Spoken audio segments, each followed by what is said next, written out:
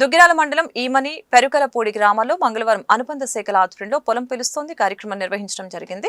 అనంతరం రైతులతో సమావేశాన్ని నిర్వహించడం జరిగింది. అనుబంధ శాఖలైన పశుసంవర్ధక శాఖ, వ్యవసాయ శాఖ అధికారులు రైతులతో మాట్లాడి వారి సమస్యల్ని అడిగి తెలుసుకున్నారు.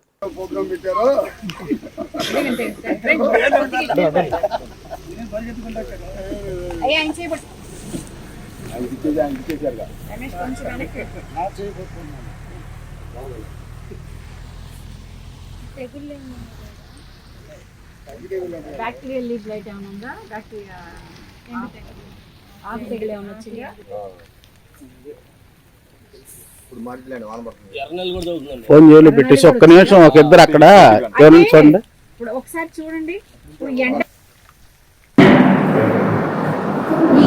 జరుగుతున్న చేయడం అనేది అసలు చరిత్రలో కానీ మళ్ళీ సంవత్సరం మనకి అలాంటి పరిస్థితులు వచ్చి ఎప్పుడు నవంబర్, డిసెంబర్ అకాల వర్షాలు కావచ్చు,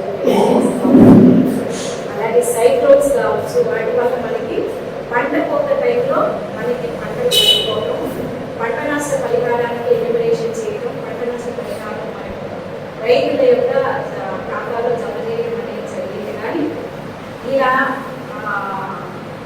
సెప్టెంబర్లోనే మనకి పరిస్థితి రావడం అనేది మరి చాలా రైతుకి భారమైనటువంటి పరిస్థితి, మాకు కూడా కష్టకరమైనటువంటి పరిస్థితి. ఎందుకంటే ఇంకా పోతుందంటే పంట నమోదు అనేది మనకి రాలేదు. ముఖ్యంగా తెగుళ్ళు కానీ ఈ ఫీల్డ్ చూస్తే కొంచెం ఏదైనా డామేజ్గా ఉంది, లేకపోతే ఏదైనా ప్రధాన సమస్యలు ఉన్నటువంటి ఆ పొలంలోనే మనం రైతు శాస్త్రవేత్తలు ఎలా ఓవర్కమ్ చేయాలి, ప్రధాన తెగుళ్ళు ఏమన్నాయి, ఇప్పటి వరకు చూసుకుంటే తెగుళ్ళు అనేది ఇంకా మనం తెగుళ్ళు అనేది ఇంకా మనం స్ప్రేయింగ్స్ ఎక్కువ స్టార్ట్ గవర్నమెంట్ ఉచితంగా ప్రతి రైతు పశువుల ప్రతి రైతుకి మనం ఉచితంగా ఇవ్వడం జరిగింది గవర్నమెంట్ తరఫున.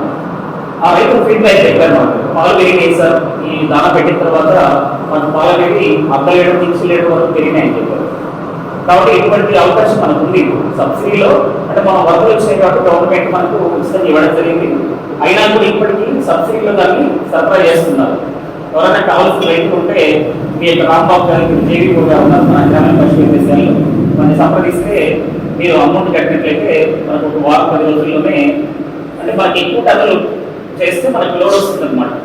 అంటే ఒక 20-30 మంది రైతులు కలిసి 5 టన్నులు 10 టన్నులు పెడితే లారీ అనేది తనకి వస్తుంది. మనం ఒక 100-200 కేజీలు పెడితే ఉపయోగం ఉండదు, మనం వేరే తిరిగి మాకు తెచ్చుకోవాల్సి ఉంటుంది అన్నమాట. కాబట్టి ఈ అవకాశాన్ని సద్వినియోగం చేసుకుంటాం. అంటే రాబోయే రోజుల్లో కూడా మనకి